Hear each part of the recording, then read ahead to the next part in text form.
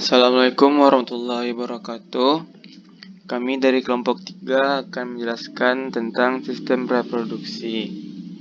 Sebelumnya, saya akan memperkenalkan terlebih dahulu anggota kelompok 3, yaitu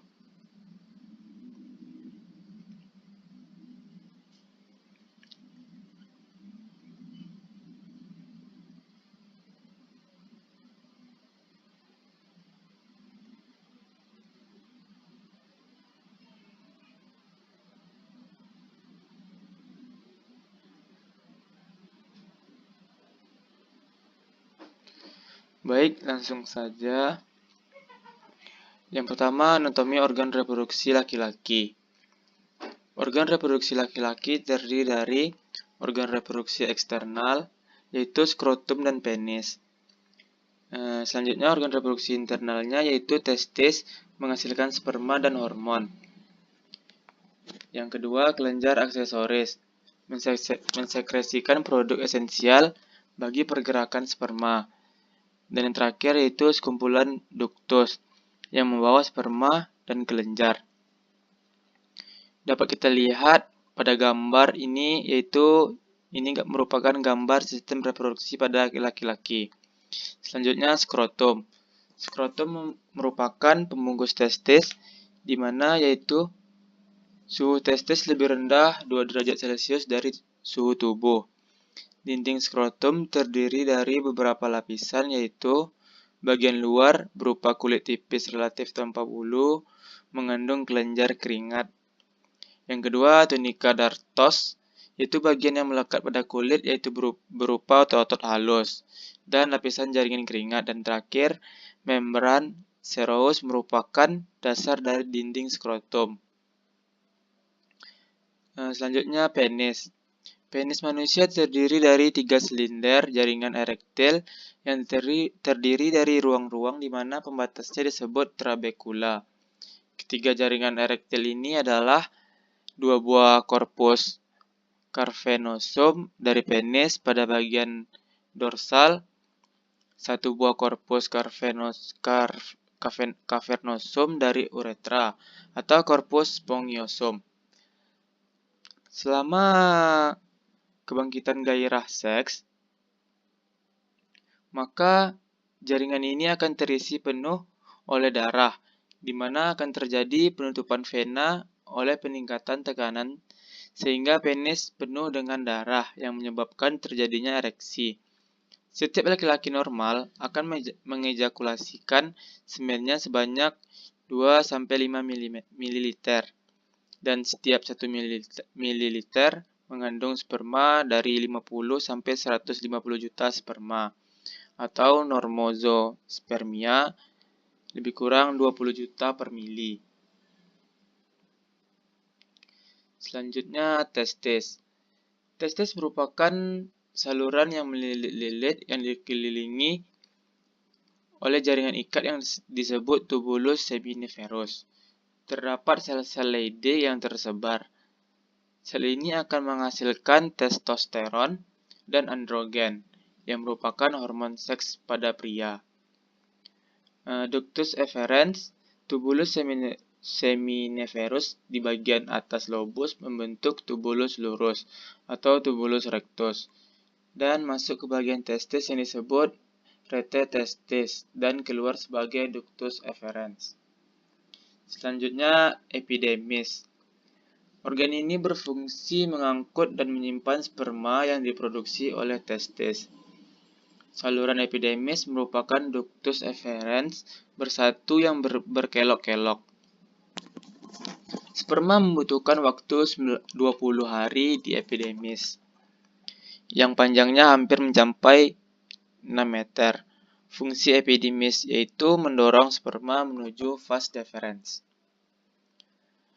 Selanjutnya, vas deferens merupakan saluran berotot yang keluar dari ekor epidimis menuju uretra. Tetapi sebelum sampai di uretra, terjadi pelebaran saluran yang disebut ampula. Di akhir saluran ampula akan bersatu dengan saluran vesica seminalis, membentuk saluran kecil yang disebut ductus ejakulasi. ini masuk ke dalam prostat dan bermuara pada uretra. Saluran uretra merupakan saluran ereksi dan saluran reproduksi. Di samping ini terlihat gambarnya, vas deferens. Selanjutnya macam-macam kelenjar. Yang pertama, kelenjar vesicula seminalis. Kelenjar ini menyumbang 60% total volume semen. Cairan dari vesika seminalis mempunyai sifat kental kekuning-kuningan dan alkalis basa. Cairan ini mengandung mukus, gula fruktosa atau sumber energi bagi sperma, enzim pengkoagulasi, asam askorbat, dan prostaglan. Yang kedua, kelenjar prostat. Kelenjar pensekresi semen cukup besar, mensekresikan secara langsung melalui saluran-saluran kecil. Cairan ini mempunyai sifat encer seperti susu dan sedikit asam, serta mengandung enzim antikoagulan atau seminin, sitrat atau nutrien bagi sperma. Dan terakhir, kelenjar bulboretralis atau Cowper. Sepasang kelenjar kecil mensekresikan mukus bening sebelum ejakulasi. Gunanya untuk menetralkan setiap urin asam yang masih tersisa dalam uretra. Juga mengandung enzim spermin atau bau khas. Selanjutnya yaitu anatomi organ reproduksi pada perempuan. Organ reproduksi perempuan terdiri dari organ reproduksi eksternal, yaitu klitoris, 2 pasang labia yang mengelilingi klitoris, dan lubang vagina. Selanjutnya organ reproduksi internalnya yaitu sepasang ovarium, ductus, dan ruang untuk mengantarkan sperma, serta menampung embrio dan fetus atau disebut dengan uterus. Ini kita lihat pada gambar, ini merupakan gambar sistem reproduksi pada perempuan. Selanjutnya klitoris. Selanjutnya kita dapat lihat pada gambar. Yang pertama yaitu tudung klitoris. Klitoris merupakan bagian yang erektil. Klitoris mengandung banyak pembuluh darah dan serat saraf, sehingga sangat sensitif saat berhubungan badan. Selanjutnya dapat kita lihat yaitu labia majora atau bibir besar. Bentuknya lonjong menjurus ke bawah dan bersatu di bagian bawah. Bagian luar labia majora terdiri dari kulit berambut, kelenjar lemak, dan kelenjar keringat. Sementara bagian dalamnya tidak berambut dan mengandung kelenjar lemak. Selanjutnya, labia minora. Labia minora atau bibir kecil merupakan lipatan kecil di bagian dalam labia majora. Bagian depan labia minora mengelilingi klitoris. Kedua labia ini mempunyai pembuluh darah. Selanjutnya, vulva vestibular. Bagian kelamin ini dibasahi oleh kedua labia kanan kiri dan bagian atas oleh klitoris, serta bagian belakang pertemuan labia minora pada bagian vestibulum. Terdapat muara vagina, saluran kencing, kelenjar Bartholin, dan kelenjar Skene. Selanjutnya dapat kita lihat pada gambar. Yang pertama yaitu vagina. Vagina merupakan saluran muskulomembranesea atau otot selaput yang menghubungkan rahim dengan dunia luar. Selain sarana hubungan seks, vagina mempunyai fungsi penting lain seperti yang pertama jalinan lahir bagian lunak, yang kedua saluran untuk mengalirkan lendir dan darah menstruasi, dan yang ketiga saluran buang air kecil. Selanjutnya dapat kita lihat tuba Fallopi pada bagian atas bagian kiri. Tuba Fallopi berfungsi sebagai lalu lintas sel